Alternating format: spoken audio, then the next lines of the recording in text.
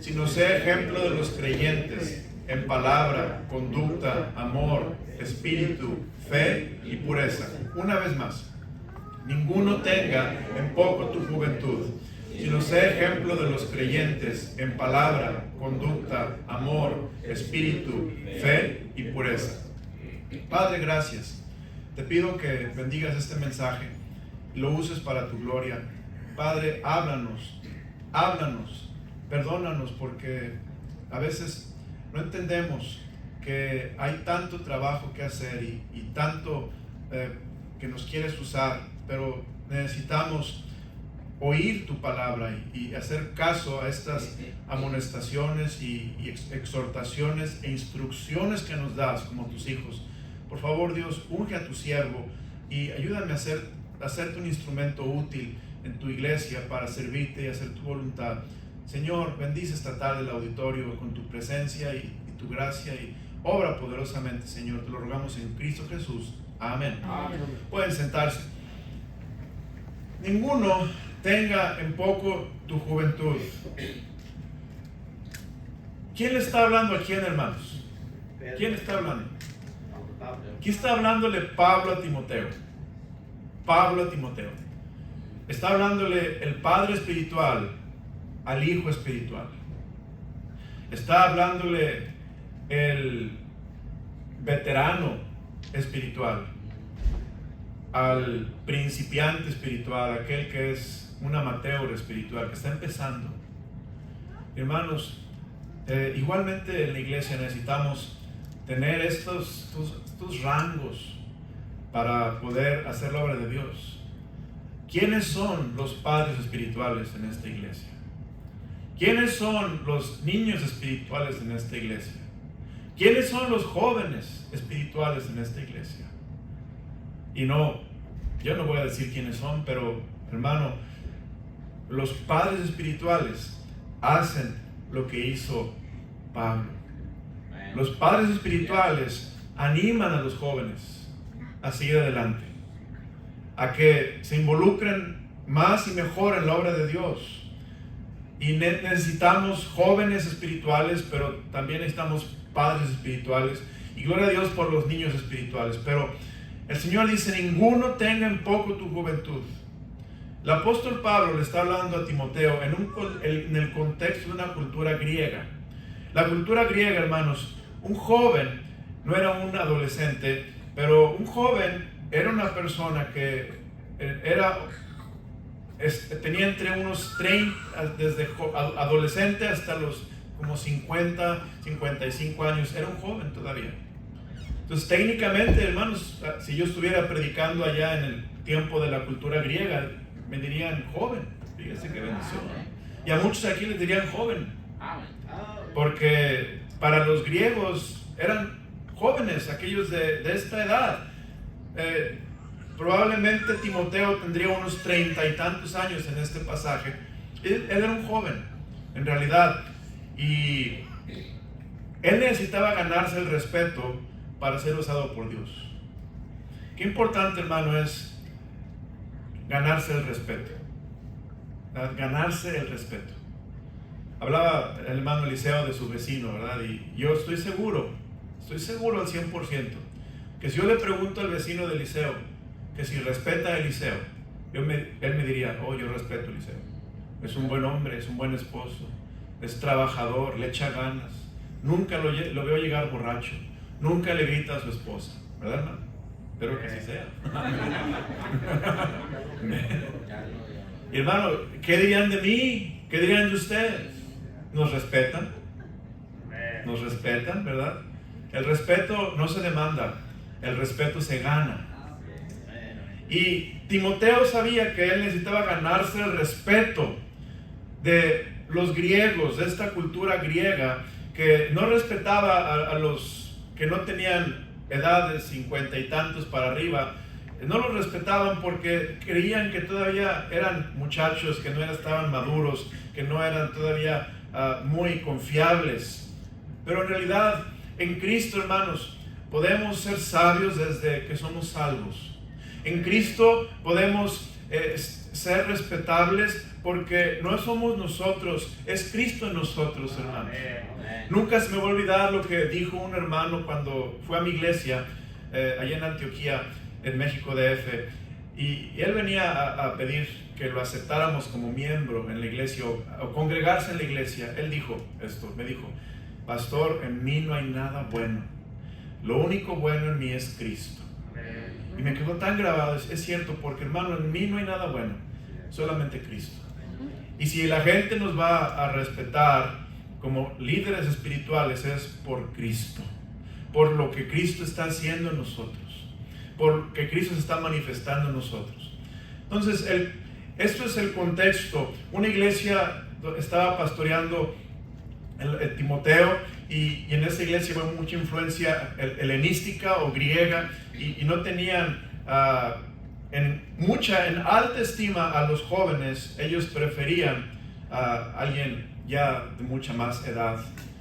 Y bueno, hermanos, yo no he encontrado, se me perdió, pero había una descripción del pastor perfecto, ¿verdad? Que fuera un anciano, pero que tuviera vitalidad de joven, que tuviera mucha experiencia, pero que tuviera juventud para poder dirigir la iglesia. Y bueno, no se puede tener las dos cosas, ¿verdad? Mucha juventud y mucha experiencia, pero gracias a Dios por Cristo que nos da la sabiduría. Este pasaje, hermanos, es un pasaje que el apóstol Pablo le dice a Timoteo en medio de la predicción de la apostasía. Vea lo que dice, por favor. Vamos al libro de 1 Timoteo. Y aquí en 1 Timoteo, Pablo está prediciendo la apostasía. 1 Timoteo 4, ahí estamos en el capítulo 4, versículo 12. Vamos a regresar al versículo 1.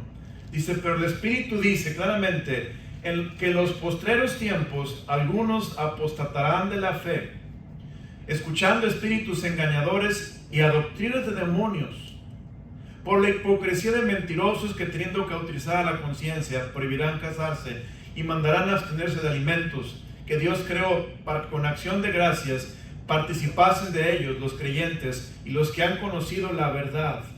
Porque todo lo que Dios creó es bueno, y nada es de desecharse si se toma con acción de gracias, porque por la palabra de Dios y por la oración es santificada. El apóstol Pablo está diciéndole a Timoteo: Timoteo, va a haber apostasía. Apostasía, hermanos, es una palabra compuesta apo y tazo. Apo es alejarse. La palabra apostasía quiere decir esto. Apostasía quiere decir rebelarse de una postura original, removerse de una postura original, resistir una postura original de creencia, removerse a sí mismo de la fe. Y estaba estudiando quiénes son los que apostatan. ¿Acaso, hermano, un cristiano verdadero podrá apostatar? ¿O es solamente aquellos que no han creído en Cristo como Salvador, que son nominales? Y lo que yo estudié, hermano, es que la apostasía viene en aquellos que son cristianos profesantes. Esto es, profesan. Cristianos nominales, de nombre, pero que cuando viene la dificultad, cuando viene la adversidad, ellos apostatan. Esto es, estaban en la iglesia, pero otra vez volvieron al mundo. Andan en lo que andaban antes, y no hay pesar, no hay dolor, no hay una obra de Dios, de disciplina en ellos. Apostataron. El cristiano verdadero, hermanos, por la gracia de Dios estamos firmes. El cristiano verdadero, por la gracia de Dios, el Señor nos corrige y nos va a disciplinar cuando nos desviamos y nos trae de vuelta al redil. El cristiano, hermano, el Señor deja las 99 y va por la oveja perdida. Pero aquí está hablando de un cristianismo que hay mucha gente que profesa y que son cristianos nominales, pero que van a apostatar, van a alejarse de la fe. ¿Por qué? Porque va a haber muchos falsos maestros, va a haber muchas doctrinas de demonios, versículo 1. Va a haber mucha hipocresía de mentirosos que tienen cauterizada la conciencia. Y estos hombres, falsos maestros, van a prohibir casarse y van a mandar a abstenerse de alimentos.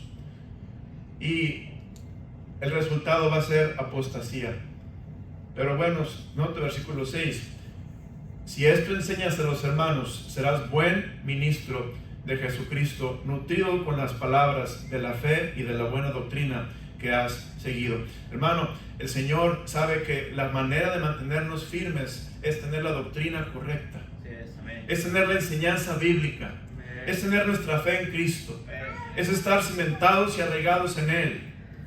Un cristiano cimentado y arraigado en Cristo, hermanos, es inamovible. ¿Por qué? Porque Cristo es nuestra roca.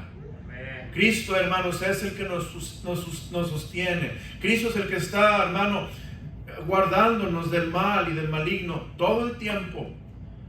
Por eso Pablo anima a Timoteo, le dice: Timoteo, quiero que enseñes a los hermanos estas cosas. Desecha las fábulas, versículo 7, profanas y de viejas. Ejercítate para la piedad. Le dice Pablo a Timoteo: ten cuidado con lo que escuchas. Hermano, mucha gente quiere escuchar cosas nuevas. La Biblia habla de... fíjese lo que dice la palabra de Dios en 2 Timoteo 4:3. 2 Timoteo 4:3. Es un libro adelante al principio. 2 Timoteo 4:3. Fíjese lo que está diciendo la palabra de Dios. Dice: sí, porque vendrá tiempo cuando no sufrirán, ¿qué, hermanos? La sana doctrina, sino que teniendo comezón, ¿qué? De oír, se amontonarán maestros conforme a sus propias concupiscencias y apartarán de la verdad el oído y se volverán, ¿qué dice, hermanos? A las fábulas. Ten cuidado lo que oyes, hermano. Ten cuidado. El internet está lleno de gente que enseña mala doctrina, que enseña cosas que la gente quiere oír, que rascan el oído de la gente. Pero tenemos que entender, hermano, que esa mala doctrina es como la comida chatarra. Es muy agradable al paladar, muy agradable a la carne, pero no nutrifica, no fortalece y no trae salud a nuestro cuerpo. Y si nos mantenemos de comida chatarra, vamos a enfermar y vamos a morir antes de tiempo. Tenemos que comer saludable, comer cosas nutritivas. Y así es, hermano, el cristiano. Como nosotros necesitamos asegurarnos de que estamos escuchando palabra de Dios. Estamos aprendiendo sana doctrina. Estamos viviendo, hermanos, practicando la fe. Porque de otra manera, tú vas a ser un creyente que va a ser fácilmente movible, y si no tienes cuidado, puedes tropezar y caer. Pero note, versículo 4, y apartarán de la verdad el oído y se volverán a las fábulas. Volviendo al texto otra vez, 1 Timoteo, regresemos un libro atrás. 1 Timoteo capítulo 4, versículo 7. Versículo 6. Si esto enseñas a los hermanos, serás buen ministro de Jesucristo, nutrido con las palabras de la fe y de la buena doctrina que has seguido. Por eso, hermanos, es tan importante enseñar a otros la palabra de Dios. Es bien importante enseñar a otros la palabra de Dios. ¿Por qué, pastor? ¿Se acuerdan la mañana que prediqué del hombre natural, el hombre carnal y el espiritual? ¿Qué es lo que el carnal tiene que hacer para volverse a ser espiritual? Tiene que volver a aprender las doctrinas. Déjeme preguntarle, hermano, si yo te dijera así por separado, a ver, hermana Jennifer, venga, o hermana Daisy, venga, hermano Bonifacio, venga, quiero que pretenda que yo soy un ignorante, yo no sé nada de la Biblia, y me enseñe y me diga cómo ser salvo. Gáname para Cristo. ¿Me podría ganar? ¿Me podría ganar? Y si yo dijera, acabo de ser salvo y quiero bautizarme, enséñame qué es el bautismo, qué significa. ¿Acaso salva, me quita pecados? ¿O qué hace el bautismo? Me pudiera enseñar con la palabra de Dios. Son palabras, yo sé que son cosas muy directas, pero muchas veces hay cristianos que no pudieran enseñar. ¿Por qué? Porque no están estudiando la sana doctrina. Quizá la han aprendido, pero se les ha olvidado. ¿Por qué? Porque no están ejercitándose, porque no están practicándola, porque no están enseñándola a otros. Y eso, no quiero ofender a nadie, pero finalmente te acaba siendo un cristiano carnal. Porque el espiritual, hermanos, discierne todas las cosas. El espiritual es el apóstol Pablo, el que está enseñando a los jóvenes, a los muchachos, a que sigan adelante, que están trabajando en la obra de Dios. Pero el carnal no hace nada. ¿Por qué? Porque la carne, hermanos, nos tiene tan preocupados con las cosas materiales, temporales, y necesitamos ocuparnos en las cosas de Dios. Mire, esta mañana no vi, pero lo voy a ver ahorita porque aplica. En Hebreos 5, fíjese lo que Dios le dice a aquellos que están batallando. Hebreos 5, en el versículo 11, Hebreos 5, 11. ¿Se acuerdan de lo que les estaba explicando la apostasía, hermanos? Apostasía es alejarse de la fe. Fíjese, esto es un pasaje paralelo, versículo 11. Acerca de esto tenemos mucho que decir y difícil de explicar, por cuanto os habéis hecho tardos para oír, porque debiendo ser ya, ¿qué, hermanos? Maestros, después de tanto tiempo, tenéis necesidad de que se os vuelva a enseñar cuáles son los primeros rudimentos de las palabras de Dios. Y habéis llegado a ser tales que tenéis necesidad de leche y no de alimento sólido. Y todo aquel que participa de la leche es, ¿qué, hermanos? Inexperto en la palabra de justicia, porque es niño. Pero el alimento sólido es para los que han alcanzado madurez, para los que por el uso tienen los sentidos ejercitados en el discernimiento del bien y del mal. Por tanto, dejando ya los rudimentos de la doctrina de Cristo, vamos adelante a la perfección, no echando otra vez fundamento del arrepentimiento o de obras muertas de la fe en Dios, de la doctrina de bautismos, de la imposición de manos, de la resurrección de los muertos y del juicio eterno. Y sigue adelante, hermanos. ¿Qué está diciendo? Debiendo ser ya maestros, os habéis hecho tardos para oír. Tenéis que volver a aprender los rudimentos. Y hermanos, esto es lo que está hablando. Vamos a 1 Timoteo. El Señor quiere que cada uno de nosotros seamos. 1 Timoteo 4, por favor. Vamos a volver a 1 Timoteo 4. En 1 Timoteo 4, en el versículo 7, dice: desecha fábulas profanas y de viejas. Pero después dice, versículo 7, ejercítate, ¿para qué, hermanos? Para la piedad. Hermano, ejercítese. Ejercítese para la piedad. Mire, cuando dejamos de ganar almas, algo pasa en nuestra vida espiritual. Me pasa a mí, le pasa a cualquiera. Cuando dejamos de ganar almas, nos dejamos de ejercitar. Y hermanos, los músculos espirituales se atrofian. La habilidad espiritual se pierde. La flexibilidad para tomar decisiones mengua. Necesitamos ejercitarnos, hermanos. Tenemos que salir y obedecer la palabra de Dios, enseñar a otros, llevar el evangelio. ¿Por qué? Porque hay una apostasía y tenemos que hacer todo lo posible por sembrar la sana doctrina, por llevar la verdad del evangelio, porque la gente no sea engañada con por los falsos maestros que están haciéndole cosquilla al oído y diciendo a la gente lo que quieren oír, hermanos. Pero Dios quiere que digamos a la gente la sana doctrina. Pero ¿quién se la dirá, hermanos, si no somos nosotros los cristianos que estamos siendo esta tarde tomando lugar de un Timoteo, un joven espiritual, un joven que está trabajando, un joven tierno en las cosas de Dios, para que se ejercite en la piedad. Versículo 8, porque el ejercicio corporal, dice la Biblia, para poco es provechoso, hermanos, pero la piedad para todo aprovecha, pues tiene promesa de esta vida presente y de la venidera. El ejercicio corporal para poco es provechoso. Esto es, no hace mucho el ejercicio corporal.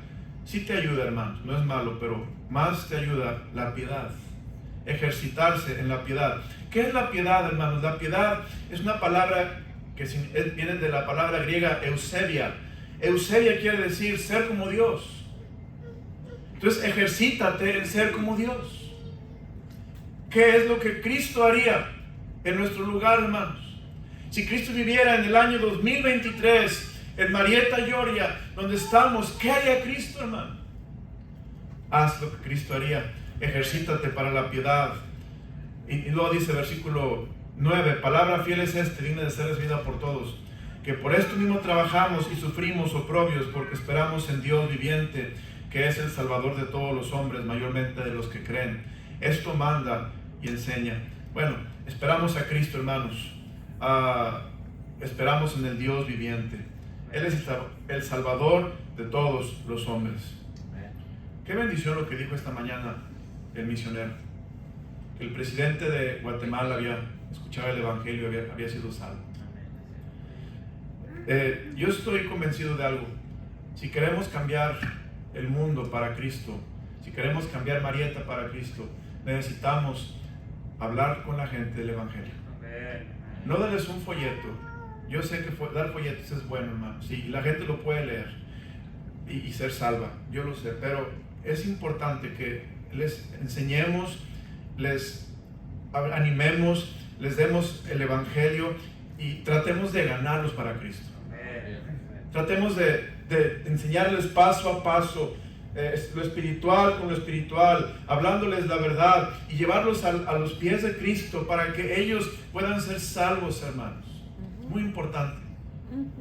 Yo sé que es más fácil dar un folleto y es difícil dar el Evangelio, pero el Evangelio es el poder de Dios para salvación. Amén. El Evangelio, hermanos, es palabra fiel del Señor.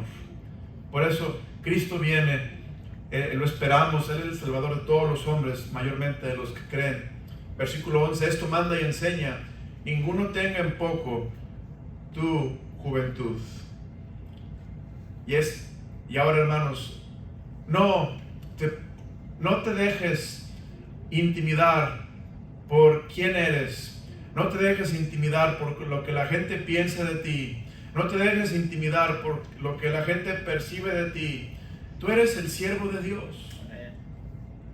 Es que yo ni sé leer. ¿Cómo voy a andar hablando con gente? No te dejes intimidar. Sirve al Señor. Los discípulos eran hombres sin letras, hermanos. Los discípulos no podían creer que hablaban con ese denuedo y con ese denodo para Cristo. La diferencia de los discípulos es que ellos habían estado con Cristo. Ellos tenían el poder de Dios y la fe de Cristo, hermanos. No te dejes intimidar por la gente. La gente intimida, hermanos. Sí, pastor, a mí no me intimida nadie. Bueno, ve a tocar puertas. Toca puertas y a ver si no te intimida. Cuando te abren la puerta y te ven, ¿qué haces aquí? Te están corriendo con los ojos. Intimida a la gente, hermanos. Pero no te dejes intimidar. No importa, hermanos, si tenemos mucha escuela o poca escuela, si tenemos mucha edad o poca edad, si tenemos poca experiencia o mucha experiencia, si tenemos, hermano, piel color blanca o piel color morena, si tenemos ojos color azul o color negro, no te dejes intimidar. Lo importante es que tenemos a Cristo. Y lo importante es que tenemos la doctrina bíblica, hermano. Tenemos la palabra de Dios. Esta doctrina verdadera es el poder de Dios. Hermano, es lo que le está diciendo Pablo a Timoteo. Estos griegos no te van a respetar porque el liderazgo, ellos lo ven en gente adulta, gente de canas, de mucha edad, casi de bastón. A ellos los respetan, pero tú, muchacho, no te van a respetar porque tú eres un muchacho de 30 y tantos años, o quizá de 40 años. No te van a respetar, pero dice Pablo, no te intimides, Timoteo, haz la obra de Dios, ejercítate para la piedad. Me acuerdo, hermanos, una vez, allá en México DF, vi un muchacho, no digo su nombre porque, bueno, un muchacho flaquito. Y él le hacían bullying en la escuela y no le gustaba. Y de repente dio un estirón y empezó a hacer pesas y empezó a hacer ejercicio. Y hermano, se puso fuertísimo el muchacho, grueso e intimidante. Y se empezó a ejercitar para que todo el mundo lo respetara y ya no hubiera bullies contra él. Hermano, ¿quieres que la gente te respete? Ejercítate para la piedad. Haz ejercicio espiritual.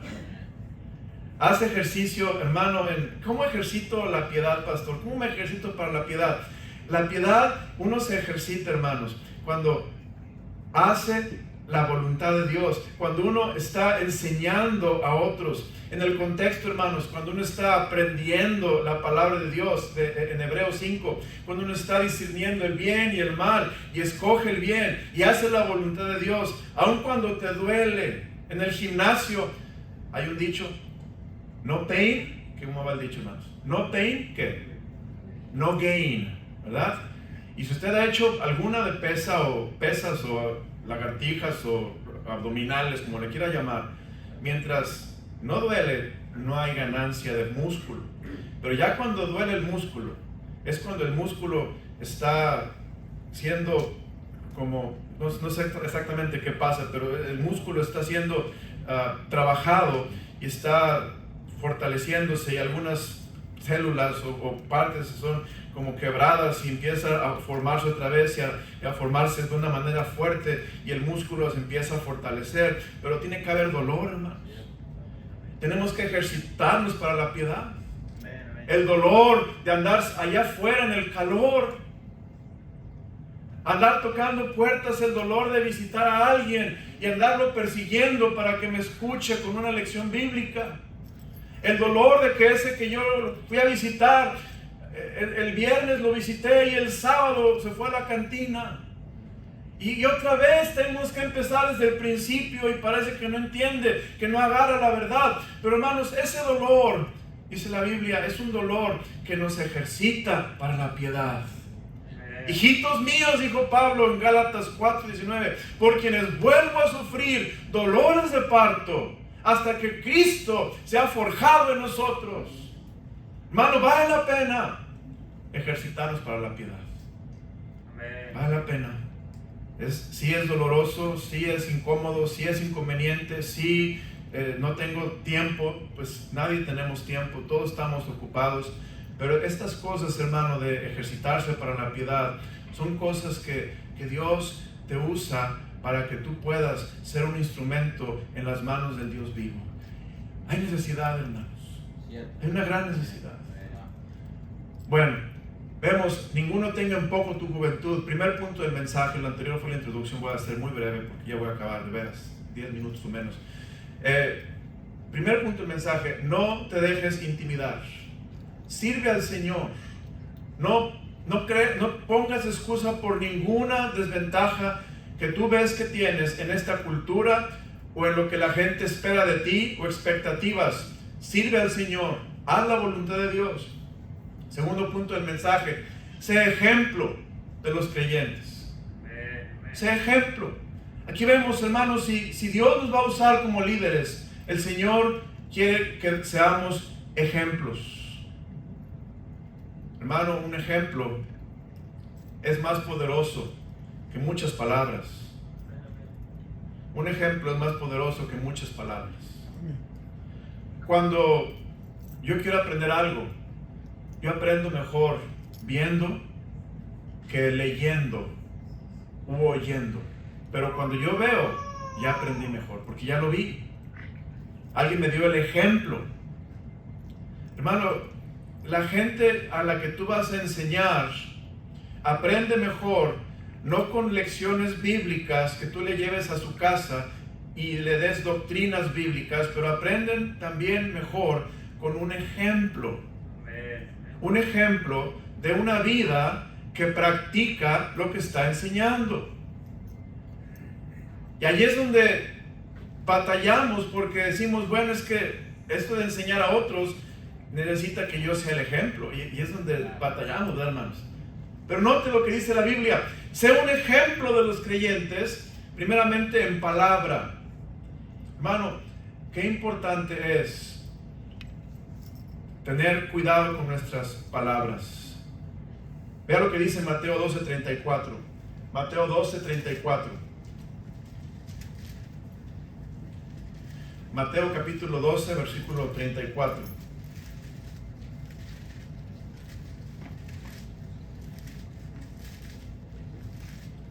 Mateo 12, versículo 34, dice la palabra de Dios: generación de víboras, ¿cómo podéis hablar lo bueno siendo malos? Porque de la abundancia del corazón habla, ¿qué, hermanos? La boca. ¿De qué hablamos, hermanos? Mire, yo me he dado cuenta en mí mismo que a veces tiendo a la crítica, o tiendo al negativismo, tiendo al pesimismo. Es mi tendencia natural, humana. Mi esposa me compartió una cita de alguien que se la mandó por media social y me bendijo, y les quiero compartir esto que aprendí y es importante. Ahorita aquí lo estoy buscando, le tengo una foto para compartir porque me bendijo. Ok, aquí está, hermanos, ya viene. Ok.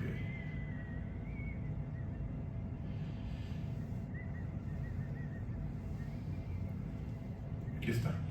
Dice, si no apoyas, no critiques. Si no apoyas, no critiques. Criticas, hermano. Es que en la iglesia tenían que hacerlo así y así. Estás apoyando, estás ayudando. Si no das, no pidas. Si no sumas, no restes. Si no preguntas, no supongas. No hables lo que no sabes. Y bueno, hermano, qué importante es tener cuidado con nuestra boca. ¿Por qué? Porque nuestra boca es rápida, hermanos, para criticar. Nuestra boca es rápida para juzgar. Nuestra boca es rápida para quejarse, para murmurar, para hacer todo tipo de declaraciones que no agradan a Dios. Qué importante es ver que nuestra boca sea un ejemplo. ¿Por qué? Porque la gente, cuando tú estás con ellos, lo que van a escuchar es lo que sale de tu boca, hermanos. ¿Qué es lo que escuchan de ti? Dice la Biblia, hermanos, las malas conversaciones, ¿qué dice? Corrompen las buenas costumbres. Y si yo quiero edificar a alguien, tengo que tener mucho cuidado en lo que hablo. Pastor, entonces, ¿de qué hablo? Hermano, te voy a dar un tema de hablar. Habla lo que Dios está haciendo en tu vida. Habla de las maravillas de Dios. Habla del poder de Dios. Habla de la obra. Qué bueno es Dios con nosotros, hermano. Yo sé que todos tenemos problemas y todos tenemos una tendencia a quejarnos o a la crítica o al pesimismo, pero la verdad, hermanos, es que si Dios está con nosotros, ¿quién contra nosotros? Somos más que vencedores. Hermano, tenemos que cuidar nuestra boca. Somos un ejemplo a la gente que nos está escuchando, a la gente con quien estamos ministrándoles la palabra de Dios. Número 2, sé ejemplo en palabra, pero sé ejemplo también en conducta. qué importante es mi conducta, mis obras. Tito 2:10, por favor, Tito 2:10. Ahí en Tito capítulo 2, versículo 10, dice la palabra del Señor: no defraudando, sino mostrándose fiel en todo, para que en todo adornen la doctrina de Dios nuestro Salvador. No defraudando, sino mostrándose fieles en todo, para que en todo adornen la doctrina de Dios nuestro Salvador. Estamos hablando de doctrina. ¿Y cómo la doctrina se adorna? Cuando nosotros somos fieles, tenemos una conducta fiel. Esto es, hermano, estamos actuando de acuerdo a la doctrina de Dios. Es nuestra conducta. Primera de Pedro 1:15, la palabra de Dios dice lo siguiente. Primera de Pedro 1, versículo 15, dice la palabra: sino aquel que os llamó es santo, sed también vosotros santos en toda vuestra manera de vivir. Porque escrito está: sed santos porque yo soy santo. Hermano, tu conducta es muy importante. Tercer cosa, sé ejemplo en palabra, sé ejemplo en conducta, sé ejemplo en amor. Qué importante, hermanos, es el amor. Ahí batallamos, ahí batallo yo, el amor. El amor, hermanos. Juan 15:13. Fíjate lo que dice la palabra de Dios. Juan 15, versículo 13. Dice la Biblia: nadie tiene mayor amor que este, que uno ponga su vida por sus amigos. Tú amas a alguien cuando tú vives para alguien y sufres por alguien y pasas dolor por causa de alguien y sigues fiel amando a esa persona. Tú amas a esa persona. Y hermano, es difícil porque cuando alguien me lastima, mi tendencia es a alejarme de él, cortarlo, separarme, para protegernos.